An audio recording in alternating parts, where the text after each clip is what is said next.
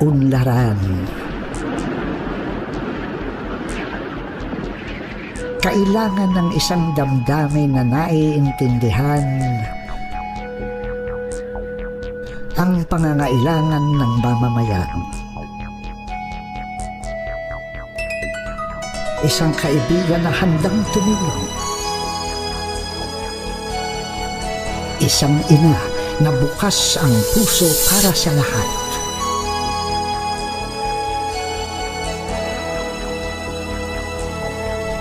Isang paninindigan na tuparin ang sinumpaang tungkulin. Maglingkod.